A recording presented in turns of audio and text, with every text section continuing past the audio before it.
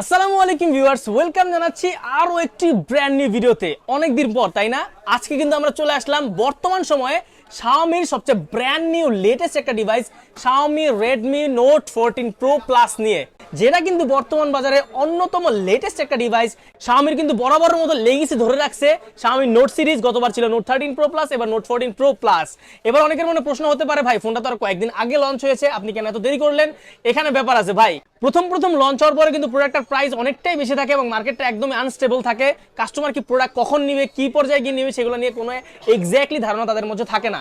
তো সেই জন্যই আমাদের প্রোডাক্টটা কয়েকদিনের মধ্যে কাস্টমার থেকে সেল করার পরে প্রোডাক্টের যে রিভিউ সেটা কেমন এবং প্রাইসিং যে ব্যাপারটা, অবশ্যই প্রাইসটা মেইন ফ্যাক্ট। আজকে আশা করি একটা ধামাকা প্রাইস দেবে, একটা ভালো প্রাইস দেবে এই ফোনটাতে। তো অবশ্যই যারা ঘুমিয়ে থাকা অডিয়েন্স আছে টেকজুবা, তারা কিন্তু জেগে উঠুন, কারণ এখন থেকে টেকজুবাতে রেগুলার আপডেট প্রাইস সহ নতুন ফোন নিয়ে আমরা আনবক্সিং আবার করা শুরু করব। সো কথা বাড়াচ্ছি না, সরাসরি ভিডিওতে মুভ করব। ভিডিও শুরু করা যাক। সো ফাইনালি কিন্তু আমাদের সামনে রাখা আছে Redmi Note 14 Pro Plus এর হোয়াইট কালারের বক্স, যেটা হচ্ছে চাইনিজ বক্স মূলত। ভিতরে খুললেই কিন্তু আমরা দেখতে পারবো টিপিক্যাল রেডমির সাদা কালারের কভার, যেখানে কিন্তু সবার আগে দেখতে পারবো সিম ইজেক্টর ট্রে, যেটা কিন্তু আমরা অ্যাজ ইউজুয়াল আগে যেরকম দেখেছিলাম সেরকমই আছে। ভিতরে যদি খুলি তাহলে কিন্তু টিপিক্যাল কিছু ডকুমেন্টেশনস আমরা এখানে অ্যাভেলেবল পেয়ে যাবো, যেটা পড়ার প্রয়োজন আমার মনে হয় না যে কারো হয় আসলে। পাশাপাশি কিন্তু ভিতরে যদি দেখি তাহলে কিন্তু দেখতে পারবো একটি লেদার সিলিকন কেস, যেটা কিন্তু হচ্ছে আমরা এর আগে দেখেছিলাম নোট 13 প্রো প্লাসে সিলিকন কেস ব্যবহার করা, কিন্তু তার আগে কিন্তু ট্রান্সপারেন্ট কেসগুলোই Xiaomi ব্যবহার করেছে। এবার কেসের কোয়ালিটি কিন্তু যথেষ্ট ভালো আমার কাছে মনে হয়েছে, সফট কেস একদম, ফোনের জন্য এক্সট্রা করে কেস আলাদা করে কিনতে হবে না। পাশাপাশি কিন্তু আমরা ভিতরে দেখবো কি দেওয়া আছে। ভিতরে কিন্তু দেখতে পারবো একটি 90 ওয়াটের চার্জার। হ্যাঁ, অনেকের এখানে প্রশ্ন থাকতে পারে, ভাই আগের বার তো 120 ওয়াটের চার্জার ছিল, এবার 90 ওয়াট কেন? কোম্পানি এবার চার্জারের ওয়াটটা কমিয়ে দিলেও এবার যে ব্যাটারির লাইফ সেটা কিন্তু ভালো রাখার প্রতিশ্রুতি কোম্পানি এবার দিয়েছে। তারা ক্লেম করতেছে যে এবার গতবার থেকে কম চার্জ ড্রেইন হবে, পাশাপাশি হচ্ছে ব্যাটারি হেলথও ভালো থাকবে, লং টাইম ইউজ করা যাবে। এবারে কিন্তু ব্যবহার করা হয়েছে 4 এম্পিয়ারের কেবল, যেখানে গতবার কিন্তু ব্যবহার করা হয়েছিল 6 এম্পিয়ারের কেবল, যার কারণে কিন্তু ফোনের চার্জ ড্রেইন হবে না, পাশাপাশি হচ্ছে ফোনটা চার্জিং এর সময় ওভারহিট হওয়ার সম্ভাবনা অনেকটা কমে যায়। সো ফাইনালি কিন্তু ডিভাইসটা, look at this design, oh my god, first লুকে কিন্তু আমি প্রেমে পড়ে গেছি লিটারেলি। এবার কিন্তু Xiaomiর ইতিহাসের সবচেয়ে ভালো প্রোটেকশন ব্যবহার করা আছে সামনে পিছনে ব্যবহার করা আছে কর্নিং গোরিলা গ্লাস 7i, এবং সামনে কিন্তু ব্যবহার করা কর্নিং গোরিলা গ্লাস ভিকটাস 2 এর প্রোটেকশন, যার কারণে কিন্তু হাতে নেওয়ার সাথে সাথে একটা শক্তপোক্ত ফিল পাবেন। সাইডের ফ্রেমটা পেয়ে যাচ্ছে অ্যালুমিনিয়াম, এবং বিস্তারিত আমরা অবশ্যই কথা বলবো এই ফোনটা সম্পর্কে এবং স্পেসিফিকেশনের দিকে এখন মুভ করব। Redmi Note 14 Pro Plus এর ইনহ্যান্ড ফিলের কথা বলতে গেলে গতবারের মতো কিন্তু আমরা এবারও সেম পাচ্ছি 6.67 ইঞ্চির একটি FHD প্লাস অ্যামোলেড ডিসপ্লে, এবং এটি একটি কার্ভ ডিসপ্লে। পাশাপাশি কিন্তু আমরা 210 গ্রামের ওয়েট এবং হচ্ছে 8.7 মিলিমিটারের থিকনেস পাচ্ছি। আমরা কিন্তু এখানে অলমোস্ট সেম পাচ্ছি গত বছরের নোট 13 প্রো প্লাস এর মতো, কিন্তু Xiaomi এবার কিন্তু ব্যাটারি এমএএইচটা বৃদ্ধি করে দিয়েছে, যার কারণে কিন্তু আপনার হচ্ছে এই বাজেটের মধ্যে এত বেশি ব্যাটারি দিয়ে এত সুন্দর ওয়েট ডিস্ট্রিবিউশন প্লাস হচ্ছে লুক দেওয়াটা অন্য কোনো কোম্পানির পক্ষে এতটাও ইজি হতো না যেভাবে Xiaomi ডান করেছে অলরেডি। বাটন এবং পোর্টসের কথা বলতে গেলে কিন্তু আমরা অ্যাজ ইউজুয়াল গতবারের মতোই কিন্তু নিচে পাচ্ছিলাম সিম ইজেক্টর ট্রে, যেখানে কিন্তু আমরা ডুয়াল ন্যানো সিম কার্ড ইউজ করতে পারবো। এক্সট্রা কিন্তু মেমোরি কার্ডের অপশন কিন্তু এখানে নাই, এবং 256 জিবি থেকে যেহেতু স্টার্টিং, সেক্ষেত্রে 256 জিবির পরে আমার মনে হয় না মেমোরি কার্ডের আবার অপশন প্রয়োজন পড়বে। পাশাপাশি কিন্তু এখানে প্রাইমারি নয়েজ ক্যান্সেলেশন মাইক্রোফোন, পাশাপাশি আপনারা হচ্ছে মাঝখানে পেয়ে যাচ্ছিলাম ইউএসবি টাইপ সি পোর্ট, এবং লেফট সাইডে পাচ্ছিলাম ডুয়াল স্পিকারের যে মেইন স্পিকার সেটা। আমরা যদি রাইট সাইডে চলে আসি তাহলে কিন্তু এখানে দেখতে পারবো ব্যবহার করা আছে পাওয়ার অন অফ বাটন আর হচ্ছে ভলিউম আপ ডাউন বাটন, আর এই ফোনটাতে ব্যবহার করা আছে ইন ডিসপ্লে ফিঙ্গারপ্রিন্টের পজিশন অ্যাকুরেসি আমার কাছে কিন্তু গতবারের থেকে অনেকটাই আপডেট মনে হয়েছে, এবং এই ফোনটা কিন্তু ডিসপ্লে সাইজ অনুযায়ী ফিঙ্গারপ্রিন্টের পজিশনটা কিন্তু আমার কাছে অ্যাকুরেট মনে হয়েছে। টাচ করার সাথে সাথে খুলে যাচ্ছিল, পানি লাগা সত্ত্বেও কিন্তু কোনো রকম লেটেন্সি আমরা পাইনি, এবং এই ফোনটার হ্যাপটিক মোটর যেটা ব্যবহার করা সেটাও কিন্তু আপনার আগের বারের থেকে অনেকটাই আপডেট আমরা পেয়েছি। এখানে টাচ করার সাথে সাথে একটা সুন্দর ফিল হচ্ছিল, একটা ভাইব্রেশন আমরা ফিল করতেছিলাম এই ফোনটার মধ্যে। এবং এই ফোনটার গুরুত্বপূর্ণ একটা ফিচার্স হচ্ছে এই ফোনটাতে ব্যবহার করা আছে IP68 এর রেটিং এবং IP69K এর রেটিং, যার কারণে কিন্তু আপনার হাত থেকে যদি আপনার এই ফোনটা 2 মিটার পানির নিচে চলে যায় এবং 24 ঘন্টার জন্য গায়েব হয়ে যায়, তারপরেও কিন্তু আপনি 24 ঘন্টার পরে তুললেও কিন্তু ফোনটা অক্ষত অবস্থায় পাবেন, Xiaomiর এটা ক্লেম। এবং এই ফোনটা কিন্তু মোটামুটি ভালোই ওয়াটার রেজিস্ট্যান্স বা মোটামুটি বলা যায় ওয়াটার প্রুফও। ফোন হাত থেকে ডিরেক্ট পানিতে পড়ে গেলে হচ্ছে আপনার গিয়ে কোনো রকম প্রবলেম হওয়ার কথা না। তারপর অবশ্যই যারা ইউজ করবেন তারা কিন্তু একটু সাবধানে ইউজ করবেন, এবং এই ওয়াটার প্রুফটা থাকার কারণে কিন্তু এই ফোনটার চাহিদা কিন্তু আরও একটু বেড়ে গেল বর্তমান Xiaomiর বাজারে।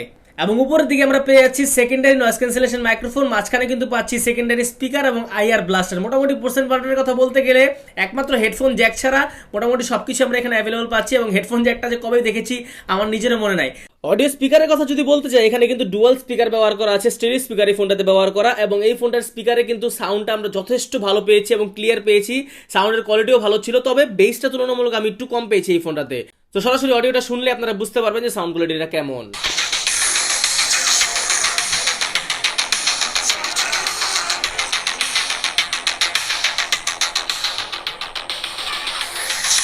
ফাইনালি কিন্তু আমরা চলে আসলাম এই ফোনটার ডিসপ্লে সেকশনে আমরা আসলে দেখতে পারবো এই ফোনটাতে কিন্তু ব্যবহার করা আছে 6.67 ইঞ্চির একটি FHD plus HDR10 plus Dolby vision supported super AMOLED display, যেটার কিন্তু মেইন হাইলাইটস হচ্ছে এই ফোনটাতে ব্যবহার করা 3000 নিটসের পিক ব্রাইটনেস, অলমোস্ট আগের বারের থেকে ডাবল ব্যবহার করা আছে। এখানে গতবার ব্যবহার করা ছিল 1800 নিটসের ব্রাইটনেস, এবার কিন্তু 3000 নিটসের ব্রাইটনেস, যার কারণে কিন্তু সরাসরি সূর্যের নিচে গিয়ে আপনি সোয়াইপ আপ করলেও কোনো রকম আলোজনিত প্রবলেম পড়বেন না। আমরা কিন্তু মোটামুটি সরাসরি আলো থেকে ইউজ করে দেখেছি, মোটামুটি স্ক্রিন ভিজুয়ালাইজ করা যাচ্ছিল এবং কোনো রকম প্রবলেম কিন্তু ওখানে ফেস করিনি।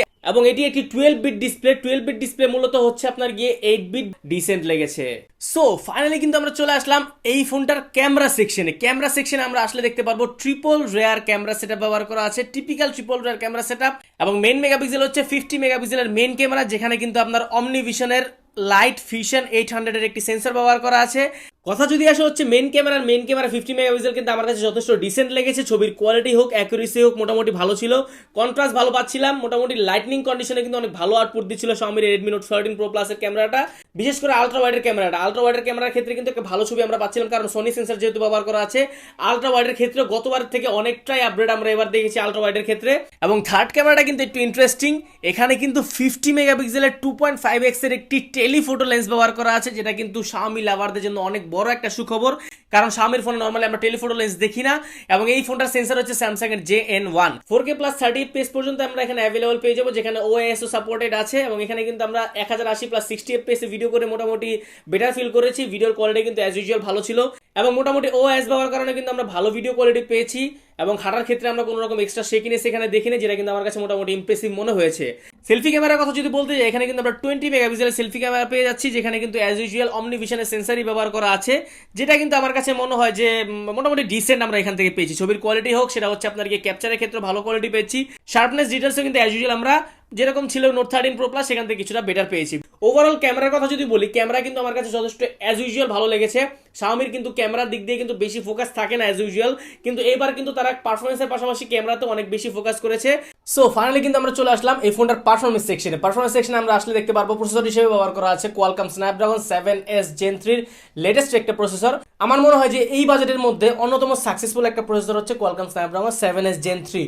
গেমিং পারফরমেন্সের কথা যদি বলি, পাবজি সহ বড় বড় গেমে আপনারা 60 fps পর্যন্ত সাপোর্ট অ্যাভেলেবল পেয়ে যাবেন। মোটামুটি কল অফ ডিউটি সহ ফ্রি ফায়ার যারা খেলতে যাচ্ছেন তাদের জন্য কিন্তু সুখবর, কারণ তারা কিন্তু একদম হাইয়ার গ্রাফিকে গেমিং করতে পারবেন এই ফোনটাতে।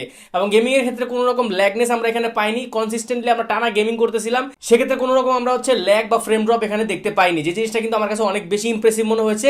স্ন্যাপড্রাগন প্রসেসরে কিন্তু হালকা একটু হিটিং ইস্যু আমরা বরাবরই পেয়ে থাকি, বাট এবারে কিন্তু তুলনামূলক অনেকটা কমই আমরা দেখছিলাম। পারফরমেন্স সেকশন ছাড়া যদি আমরা OS এর দিকে দেখি, এখানে কিন্তু অ্যান্ড্রয়েড ভার্সন 14টা ব্যবহার করা আছে, কিছুদিন পর থেকে যেগুলো গ্লোবাল ভার্সন আসবে সেগুলো কিন্তু আই গেস হচ্ছে অ্যান্ড্রয়েড ভার্সন 15 আমরা পাবো। এখানে কিন্তু মোটামুটি আপনারা 3 বছরের অ্যান্ড্রয়েড আপডেট এবং 4 বছরের সিকিউরিটি আপডেট এখানে অ্যাভেলেবল পেয়ে যাবেন। এই ফোনটার একটা স্লাইটলি ডিসঅ্যাডভান্টেজ আমার কাছে মনে হয়েছে, সেটা হচ্ছে এই ফোনটার স্টোরেজ টাইপ। এখানে কিন্তু 12/256 তে আমরা UFS 2.2 পাচ্ছি, এবং 512 তে গিয়ে আমরা পাচ্ছি UFS 3.1, যেটা কিন্তু আমার কাছে মনে হয় যে অন্যান্য ফোনে কিন্তু আমরা 20-25 হাজার টাকা বা 30 হাজার টাকার ফোনের মধ্যে কিন্তু 2.2 স্টোরেজ টাইপ আমরা অ্যাভেলেবল পেয়ে যাবে, যেখানে হচ্ছে আপনাকে 12/256 তে UFS 3.1 দেওয়া উচিত ছিল। এবং এই ফোনটাতে কিন্তু আমরা LPDDR5 এর র্যাম টাইপটা অ্যাভেলেবল পেয়ে যাচ্ছি। এবং এই ফোনটাতে কিন্তু আপনার জিপিইউ হিসেবে ব্যবহার করা আছে আপনার কি Adreno 710 এর জিপিইউ, যেটা কিন্তু মোটামুটি আমার কাছে মনে হয় ডিসেন্ট পারফরমেন্সের দিক দিয়ে ঠিকঠাক আছে। এবং এই ফোনটার আন্তত স্কোর হচ্ছে 7.5 লাখের উপরে, যেটা কিন্তু হচ্ছে আপনার কি পারফরমেন্স সেকশনের ক্ষেত্রে বা বাজেটের ক্ষেত্রে মোটামুটি ডিসেন্ট এনাফ। তো ওভারঅল পারফরমেন্সের কথা যদি বলি, তাহলে কিন্তু আমার কাছে মনে হয়েছে Note 14 Pro Plusটা গতবারের থেকে অনেক দিক দিয়ে আপডেট, কারণ গতবার যেহেতু ডায়মেনসিটি প্রসেসর ছিল, সেক্ষেত্রে স্ন্যাপড্রাগন দেওয়ার কারণে কিন্তু আমরা অনেক কিছু বেশি পাচ্ছি। ভিউয়ার্স, আমরা কিন্তু এতক্ষণ যাবত ট্রাই করেছি আপনাদেরকে এই ফোনের ফুল স্পেসিফিকেশন জানানোর। এখন কিন্তু আমরা চলে আসবো এই ফোনের ব্যাটারি ব্যাকআপ, চার্জিং ব্যাকআপ আর আপডেট প্রাইসে।